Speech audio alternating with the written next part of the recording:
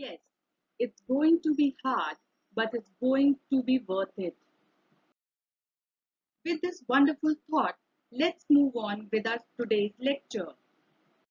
Today we are going to talk about the formation of germ layer. Before discussing the formation of germ layer, let me give you some basic knowledge about the process of fertilization. Spermatozoa and ovum undergo the process of fertilization together to form embryo. Let's discuss first about the formation of spermatozoa, and the process is called spermatogenesis. Spermatozoa are formed in the wall of the seminiferous tubule of the testes. The various cell stages in spermatogenesis are as follows. The spermatogonia enlarges to undergo mitosis to form primary spermatocytes. Now, what is mitosis? Mitosis is a process where cell divides into daughter cell which have same number of chromosomes as the mother cell. Now, the primary spermatocyte that is formed divides so that each of them form two secondary spermatocytes. This is the first meiotic division. It reduced the number of chromosomes to half. Now each secondary spermatocyte, it divides to form two spermatids. This is the second meiotic division, and this time there is no reduction in chromosome number. Each spermatid gradually change its shape to be form spermatozoon.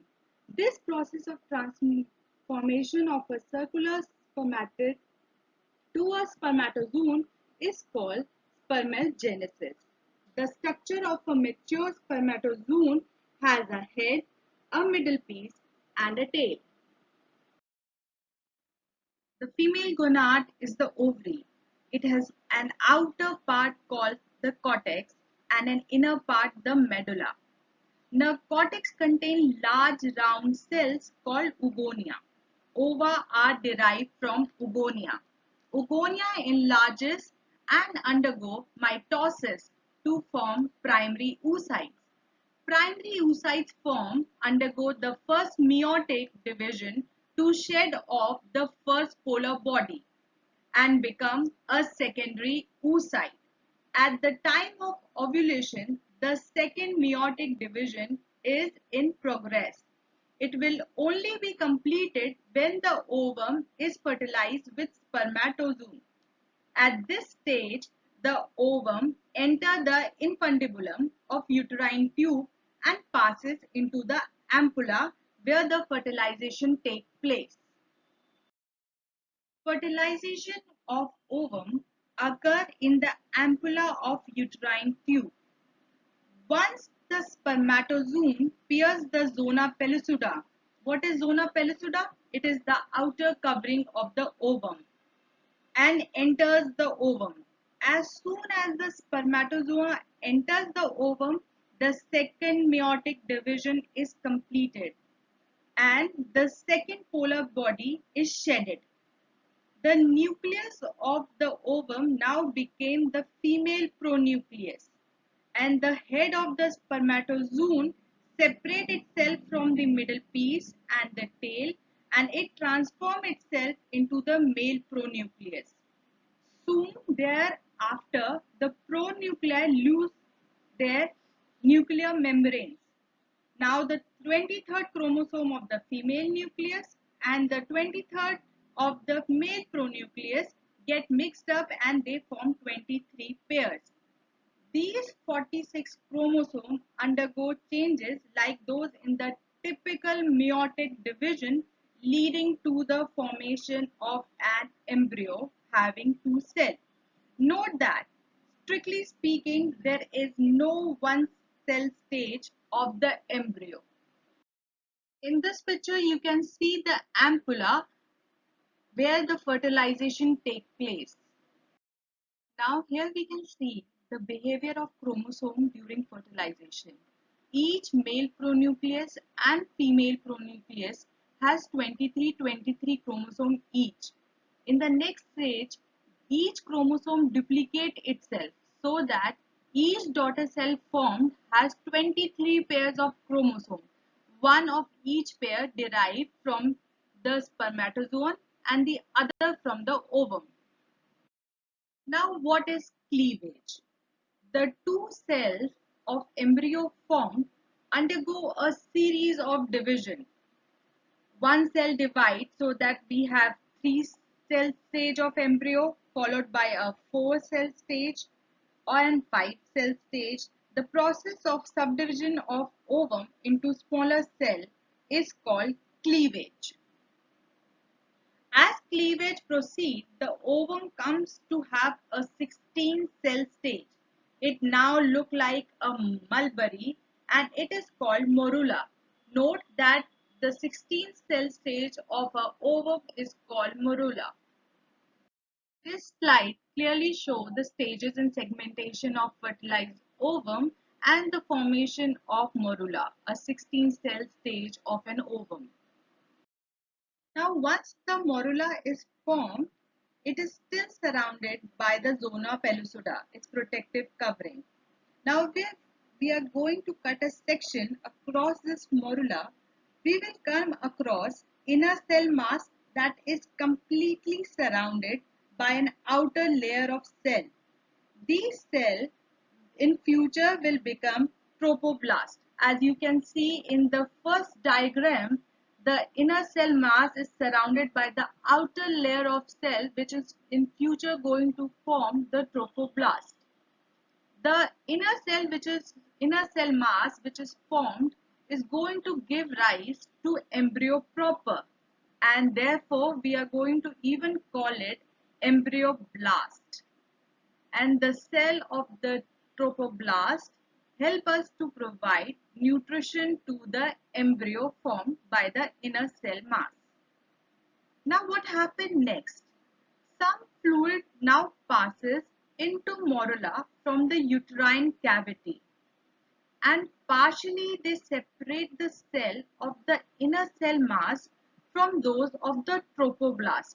As you can see in the second diagram, the inner cell mass get little separated from the trophoblast because of the fluid.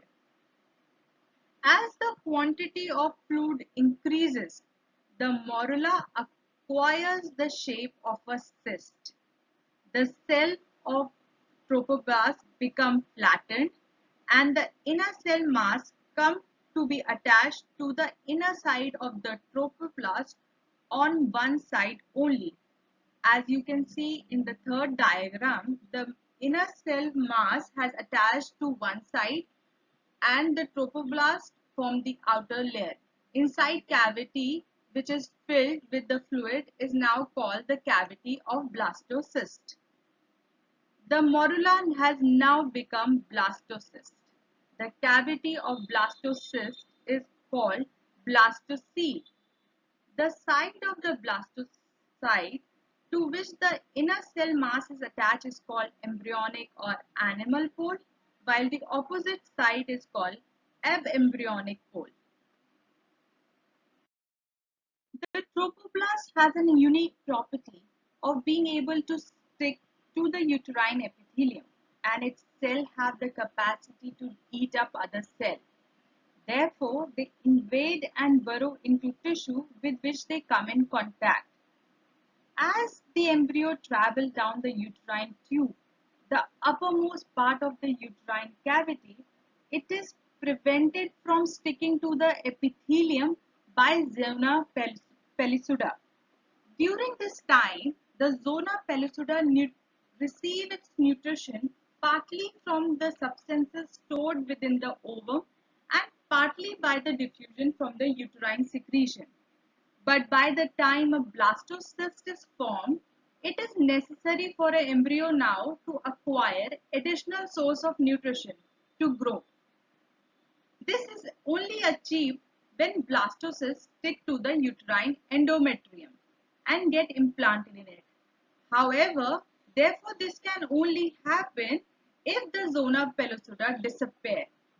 The zona pellucida disappears soon after the morula reaches the uterine lumen. As soon as the morula reaches the uterine lumen, the zona pellucida layer of the ovum first formed disappears. So what is the basic function of the zona pellucida? It is to prevent the implantation of the blastocyst to an abnormal site. As the blastocyst form develops further, it gives rise not only to the tissues and organs of the embryo, but also to a number of structures that support the embryo and help it to acquire nutrition. At a very early stage in development, the embryo proper acquire the form of a three-layered disc. This is called the embryonic disc, also known as embryonic area, embryonic shield, or germ disc. The three layers that constitute this embryonic disc are endoderm, endo means inside, ectoderm, ecto means outside, and mesoderm, meso means in the middle. The blastocyst is a spherical cyst, which we have seen earlier also. It is lined by the flattened trophoblastic cell, and inside there is presence of an inner cell mass which is attached eccentrically to the trophoblast. That's mean only to the one side. Now further changes are going to take place in blastocyst. First, some cell of the inner cell mass, they are going to differentiate into flattened cell, and that flattened cell will come to line its free surface. This constitutes the endoderm, which is thus the first germ layer to be formed. As you can see in the diagram A, there is inner cell mass जो eccentrically located है trophoblast पे. इसके some cell they differentiate into flattened cell, and ये अपने आप को एक free surface में जाके lie कर देते हैं, and they form the endoderm. Now next what going to happen? The remaining cell of the inner cell mass become columnar. These cells form the second germ layer, the ectoderm. The embryo is now in the form of a disc having two layers. Now in the second diagram, जो remaining inner cell mass की cells बचे हैं, वो अपने आप को columnar cell में differentiate कर देते हैं, and they form the second layer, that is ectoderm. And इस stage पे जो हमारा embryo है, it is having a two-layer disc. Now what happened next?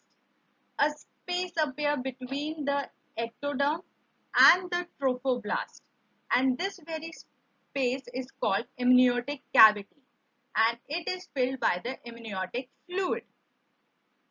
The roof of this cavity is formed by amniogenic cell derived from the trophoblast, while its floor is formed by the ectoderm. Now in the diagram 3 you can see कि a space has come between ectoderm and the trophoblast. इस space को हम amniotic cavity बोलते हैं, and इस space में जो fluid fill होगा उसे हम amniotic fluid कहते हैं. अब there is a roof of this cavity जो बनी है, ये amniogenic cell से बनी है. अब ये cells दो types of cell layers से form होते हैं. इसके जो रूफ जिस सेल से बना है, they are derived from the trophoblast, and इसका जो floor है, that is derived from the ectoderm. Now next, the flattened cell arising from the endoderm spread and line the inside of the blastocyst cavity. In this way, a cavity lined on all sides by a cell of endodermal origin is formed. This cavity is called the primary yolk sac. This is how the primary yolk sac is formed. The cell of the trophoblast give origin to mass of the cell called the extraembryonic mesoderm, and it is also known as the primary mesoderm. These cells come to lie between the trophoblast and the flattened endodermal cells which line the yolk sac. Thus, they separate the trophoblast from the yolk sac. They also separate the wall of the amniotic cavity from the trophoblast. Now, why this mesoderm which is formed is called the extraembryonic? Because first of all, it lies outside the embryonic disc. and it does not give rise to any tissue of the embryo itself. So in the diagram you can see the cell mass which is present between the yolk sac and the trophoblast. This is called the extraembryonic mesoderm, and it does not give rise to any tissue of the embryo. Now small cavities appear in the extraembryonic mesoderm. Gradually they join together to form a larger space, and ultimately one large cavity is formed. This cavity is called extraembryonic column. Now as you can see in the diagram, पहले small cavities बनी थी, gradually उन्होंने अपने आप को एक large space और large cavity में convert कर दिया, and this cavity is called extraembryonic column, which you can clearly see in the picture.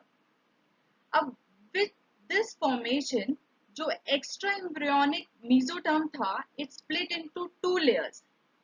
One layer is the part lining the inside of the trophoblast and the outside of the amniotic cavity, and this part ko we call as parietal or somatopleuric extraembryonic mesoderm.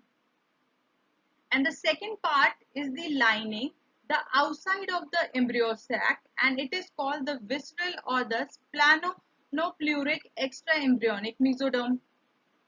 Now there is some extraembryonic column that do not extend into the part of an extraembryonic mesoderm which attach the wall of an amniotic cavity to the trophoblast. Now what we have to see, there is some part of this formed cavity that is called the extraembryonic column that does not extend to a part where the wall of the amniotic cavity attached to the trophoblast. This will give rise to the connecting stalk. At this stage, two very important membranes are going to be formed. One is formed by the parietal extraembryonic mesoderm on the inside and the overlying trophoblast on the outside. And this is called the chorion, and you can see it in the picture, it is well marked. The other is the amnion, which is constituted by the amniogenic cells forming the wall of the amniotic cavity. We have already seen that the amnion is covered by the parietal extraembryonic mesoderm and that the connecting stalk is attached to it. These membrane formed chorion and amnion play a very important role in childbirth. Now what happened next? With the appearance of extraembryonic mesoderm and later the extraembryonic coelom, the yolk sac become much smaller than before and it is now called the secondary yolk sac. Now what happened? क्योंकि पहले extraembryonic mesoderm बनी, later extraembryonic coelom बना. Now the yolk sac which was earlier present become much smaller and वो secondary yolk sac बनाता है. This alteration in size is accompanied by the change in nature of lining cells. They are no longer flattened but become cubical. Now if you remember, Jin cells ने yolk sac को line किया था, they were the flattened cell, but now they have become undifferentiated into the cubical cell. They are no more the flattened cell. At this stage, the embryo proper is a circular disc composed of two layers of cell. अब जो embryo proper बन गया है, it is a circular disc जिसकी two layers हैं. The upper layer towards the amniotic cavity and the lower layer is towards the yolk sac. Now जो upper layer है is the ectoderm. The cell of this layer is columnar and the lower layer is endoderm made up of cubical cell. At this stage, there is no indication yet of a head or a tail end of a embryonic disc. Now what happened next? One circular area near the margin of the disc, the cubical cell of the endoderm become columnar. अब क्या होता है कि इस circular area near the margin of the disc जो cubical cell है वो columnar में change हो जाते हैं. This area is called prochondral plate. Please note that this area जहाँ पर cubical cell differentiate into columnar is known as prochondral plate. Now, with the appearance of this prochondral plate, it's going to determine the central axis of the embryo. It enables us to divide it into left and the right half, and it also enables us to distinguish its future head and tail end. Soon after the formation of prochondral plate, some of the ectoderm cell lying along the central axis near the tail end of the disc begin to proliferate and form an elevation that bulge into the amniotic cavity. This elevation is called primitive streak. अब जब प्रोकॉन्ड्रल plate बन गई है तो few of the ectodermal cells जो central axis में लाई कर रहे हैं और उसके टेल एंड पे जाके डिस्क के दे बिगिन टू पॉलिफरेट एंड वहां पर वो एक एलिवेशन फॉर्म कर देते हैं जो जाके एम्नियोटिक कैविटी में बल्ज करता है. दिस एलिवेशन को हम प्रिमिटिव स्ट्रीक कहते हैं. The primitive streak is first a rounded and the oval swelling, but with the elongation of embryonic disc, it becomes a linear structure lying in the central axis of the disc. Now what happens? The cells that proliferate in the region of primitive streak pass sideways, pushing themselves between the ectoderm and endoderm. These cells form the intraembryonic mesoderm or secondary mesoderm. Now what happens? Jin cells ने primitive streak के region में proliferate किया है, अब वो अपने आप को sideways push करते हैं and they come between ectoderm and endoderm. And these cells form intraembryonic mesoderm, that is also the secondary mesoderm, and this form our third germ layer. Of the process of formation of the primitive streak and of intraembryonic mesoderm by the streak is referred as gastrulation. The intraembryonic mesoderm spread throughout the disc except in the region of the prochondral plate, as you have seen in the earlier diagram also. In this region of the prochondral plate, the ectoderm and the endoderm remain in contact. Prochondral plate के region में जो ectoderm है, endoderm है, they always remain in contact. In the later development, the ectoderm and endoderm mostly persist as a lining epithelium. On the other hand, the bulk of the tissue of the body is formed predominantly by the mesoderm. So out of the three layers, जो ectoderm and endoderm है, वो mostly as a lining epithelium रहेंगी, and जो tissues हैं, they will be predominantly found by the mesoderm only. As there is no mesoderm in the prochondral plate, this region remains relatively very thin and it later forms the buccopharyngeal membrane. The primitive streak gradually elongates along the central axis of the embryonic disc. This disc also elongates and becomes pear-shaped, as you can see in the picture. Now, when the embryonic disc is first formed, it is suspended along with the amniotic cavity and yolk sac from the trophoblast by the connective stalk, as we have discussed earlier. To begin with, the connective stalk is a very broad compared to the size of an embryo. Now, starting में जो connecting stalk बना होता है, it is very broad when we compare it to the size of a embryo. As the embryonic disc enlarges in size and also elongates, the connective stalk becomes relatively small and its attachment becomes confined to the region of the tail end of the embryonic disc. Now, what happens? जैसे ही हमारे embryonic disc का size enlarge होता है, and वो elongate करती है, तो जो हमारा कनेक्टिव स्टॉक है वो रिलेटिवली स्मॉल हो जाता है और उसकी जो अटैचमेंट है वो सिर्फ हमारे टेल एंड तक कन्फाइंड रह जाती है.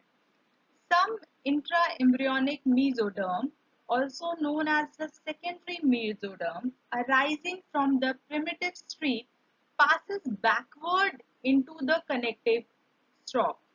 Now what happened? जो some intraembryonic mesoderm है जो primitive streak से arise करता है वो backward pass करता है connective stalk से. As it does so, it leave an area caudal to the primitive streak where endoderm and ectoderm remain in contact. This region is therefore similar to the prochondral plate and it forms the coical membrane. In this picture, you can see the attachment of the connecting stalk to the caudal end of the embryonic disc. Note that the cell of the intraembryonic mesoderm passing into the connecting stalk. Let's talk about some interesting facts. Ectoderm also can be defined as epiblast. We can also refer endoderm as hypoblast. Embryo is two-cell stage on the second day. On the third day, embryo becomes morula. The blastocyst is formed on the fourth day after fertilization. Bilaminar disc established by the eighth day. Prochondral plate and the primitive streak can be seen on the 14th day and intraembryonic mesoderm formation occurs around 16th day.